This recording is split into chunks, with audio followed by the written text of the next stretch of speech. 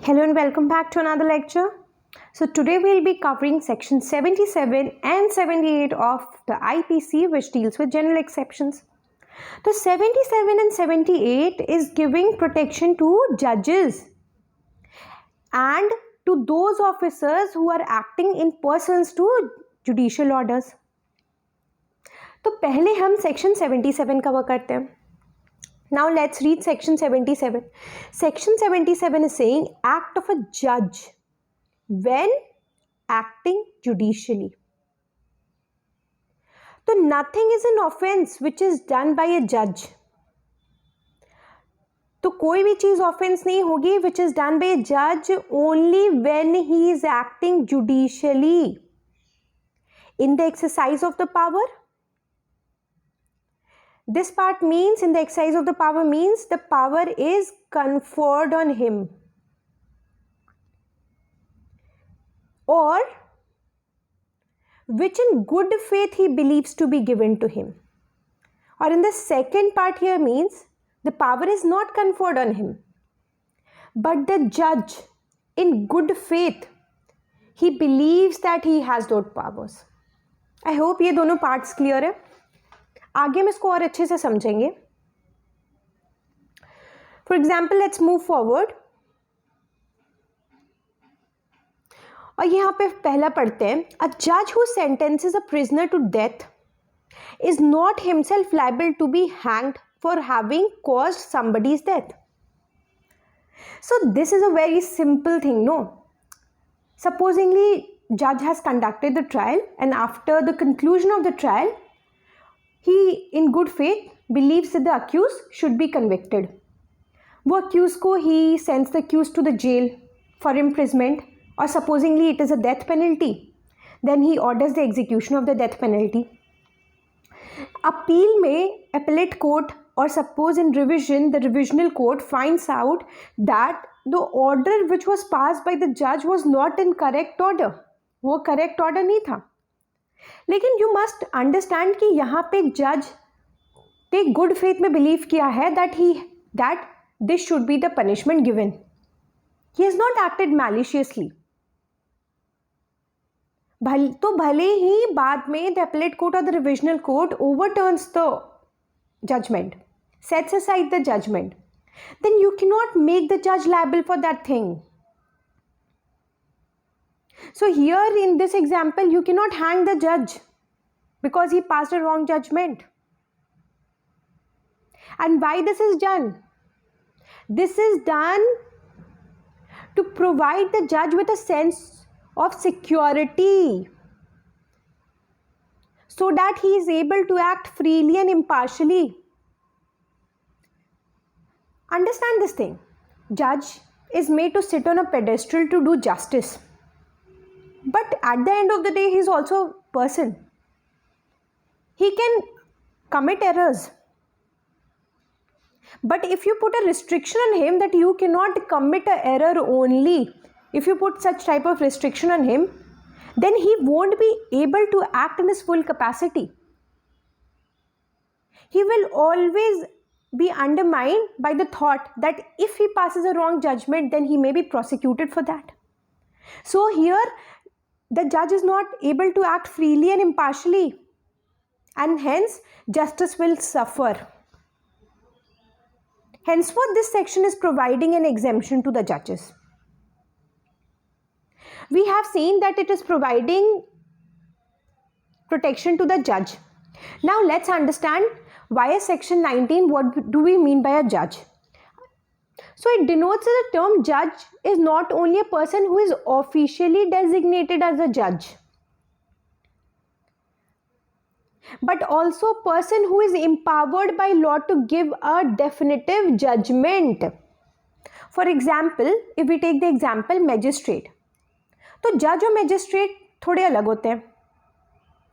तो जज का मतलब हमारा बस और बस जज से नहीं है. So if a magistrate, he has been given the power to pass a judgment, then in that case, magistrate will also be considered to be a judge. So civil proceedings हो या criminal proceedings हो, दोनों में ही अगर गलत judgement दी है, a person who is a जज means who is not only officially designated but other persons also who have been empowered to give a judgment. So if they have act in the judicial capacity and they have a power to give judgment in a civil or a criminal proceedings, they will be called a judge. One more thing which is very important is that the protection is only given under section 77 when the judge is in course of discharging his judicial power, or that when the judge is acting judicially. तो उसी period के दौरान, है ना, उन्हीं period में जिसमें वो जुडिशियली एक्ट कर रहे थे कि उन्हें प्रोटेक्शन मिलेगी. तो अगर उन्होंने जजमेंट दे दिया है, मतलब अब वो एक्ट नहीं कर रहे, उसके बाद अगर वो कुछ करते हैं, so for that thing the judicial protection under section 77 is not available. या फिर उससे पहले कुछ करते हैं, जब वो जज की कैपेसिटी में नहीं एक्ट कर रहे थे, तब वो कुछ करते हैं. सपोजिंगली एक जज आपका केस सुनते वक्त कुछ कमेंट नहीं कर रहे हैं, वो अदरवाइज अपनी पर्सनल कैपेसिटी में if they are commenting, if they are defaming you, तब ये प्रोटेक्शन अवेलेबल नहीं है. So when he is not sitting as a judge and he is defaming you, then the protection is not available. While when he is sitting as a judge and he is making some sort of criticism, then he is protected under section 77. And the burden of proof is upon the judge that he is acting as such and that he has acted in good faith. So the scope is very wide and it is covering or it is protecting the judge even if he has exceeded his jurisdiction. But he must exceed his jurisdiction in good faith. जानबूझ के नहीं करना है, good faith में करना है. Good faith means due care and attention के साथ किया है, reasonably act किया है. So if a judge in good faith believes that a particular jurisdiction is vested in him, though it later turns out that he had no jurisdiction, still he will get the immunity. I hope this is clear. Next thing is, एक दो और example से समझ लेते हैं. For example section 44 CRPC, no. So if you have read section 44 CRPC, क्या बोलता है section 44? Section 44 says that that a judicial magistrate can arrest a person if the person has committed the offence either in his presence, मतलब उनके सामने कर रहा है, उनके jurisdiction में वो offence कर रहा है, तो the magistrate has capacity to arrest that person, or the person has done the offence outside his jurisdiction but he is now present in the jurisdiction of the judge. तो जज को ही पता है कि अच्छा इसने ये ऑफेंस ना दिल्ली में किया है और मैं पटना का मैजिस्ट्रेट हूँ और अभी वो पटना में प्रेजेंट है, तो he can arrest him. Okay, लेकिन ये गुड फेथ में होना चाहिए, देन ओनली द जज will get a defence. Okay, अब यहाँ पे क्वेश्चन है, are there any other law for the protection of जजेस? Obviously there is one law. You can note it down. It is Judges Protection Act of 1985. Judges Protection Act 1985. So this act is there and it is providing protection to judges for anything said or done by a judge in his official capacity. I hope this is clear. तो ऐसा law है. In fact, there is another section, you can note it down, it is section 197 of CRPC. So section 197 says that if you are initiating any proceeding against a judge, no, then you have to obtain the sanction from the requisite government. So government से sanction low, you cannot per se prosecute a judge. 197 puts a restriction. Now let's move forward. So now the question is, what if the judge acts corruptly and maliciously? Will he be still entitled to protection? So now we are understanding a very important question. Here the judge is not acting in good faith because the judge is acting corruptly or the judge is acting maliciously. तो good faith है ही नहीं. For section 77 good faith is required, but यहाँ पे he is acting corruptly and maliciously. The word corruptly and the word maliciously overturns that there is a good faith. Good faith की जो उस चीज को है ना निगेट कर दे रहा है. और इसके लिए लाइबिलिटी 219 एंड 220 में. Let's understand what 219 and 220. We won't go into the depth, but we will read it just for reference purposes. 219, section 219 says public servant in judicial proceeding corruptly making a report contrary to law, so they are punished with imprisonment. You can see what is the imprisonment. 220 says commitment for trial or confinement by person having authority who knows that he is acting contrary to law. So in both these cases, good faith cannot be said to be present, and mistake of fact is also missing, and hence the protection of section 77 won't be given. Now let's understand section 78, which is a counterpart of section 77 only. Though both are sister sections, okay? तो 77 में judges को protection मिल रही है, 78 में any officer or any person who is doing the act in pursuance to the judgment or order of the court. Now let's read the section. Act done pursuant to judgment or order of court. Nothing which is done in pursuance of or which is warranted by the judgment or order of a court of justice, if done while such judgment or order remains in force, is an offense. पहले यहाँ तक समझते हैं. तो अगर किसी भी व्यक्ति ने if he has done any act in pursuance to the judgment or order of the court will not be an offense, but there is a restriction that he should have done the act when the judgment or order was in force. So if the judgment or order has been set aside by the appellate court or the revisional court, and then he knew that it has been set aside and then he is acting, तो यहाँ पे 78 won't give him the protection. Okay, now let's understand आगे क्या बोल रहा है. Notwithstanding the court may have no jurisdiction to pass a judgment or order.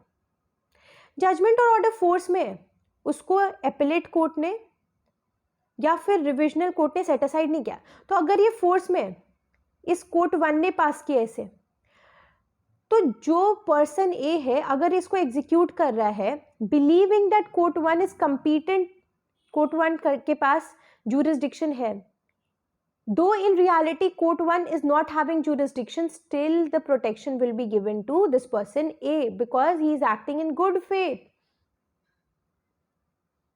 ये clear है ना? आगे ये और क्लियर हो जाएगा. देखो आगे क्या है. आगे it is saying, for example we can take this section is providing for the hangman liability. जल्लाद की लाइबिलिटी यहाँ प्रोवाइड करता है. अब देखो, supposingly death sentence has been given and what the जल्लाद has to do, he has to execute the death punishment. उसको hang करना है, चेक करना है पर्सन मरा कि नहीं. उसका काम ही है, he has to kill the person. But आप उसको ना, you can not make him liable for murder intentionally. वो ना चेक करता है कि मर गया कि नहीं, सही से रोप सही है कि नहीं, मर जाना चाहिए. He is doing all the act जो कि इंटेंशन अगर एक नॉर्मल व्यक्ति करता तो we can impute the intention upon him, the intention of murder. But यहाँ पे हैंगमैन कर रहा है, जल्लाद कर रहा है, but the law justifies it, right. Law ने उसको एग्जेम्पशन प्रोवाइड की हुई है under section 78. So the law says that hangman who hangs the prisoner pursuant to the judgment or order would not be hanged for the offense of murder. Because you must understand, hangman will be a government servant and he is duty bound to execute the court's order. So if he kills the person, he is bound by law. He is bound by law to do it. He is bound to obey the orders of the court. So अगर इस hangman ने in good faith, if he thinks that the court has got the jurisdiction और वो execute कर देता है, बाद में उसे ये भी पता चलता है, if later he comes to know that the that the court which passed the order did not have jurisdiction, still you cannot make the hangman liable as he had done the act in good faith. वैसे ही एक police officer, supposingly a court issues a warrant to arrest a person named X. Police officer X को arrest कर लेता है. Later, it turns out that the court was not competent, court did not have jurisdiction to pass the arrest warrant. But here you cannot make the police officer liable because he is bound by law. And what he has done is in pursuance to the judgment or order of a court. Okay?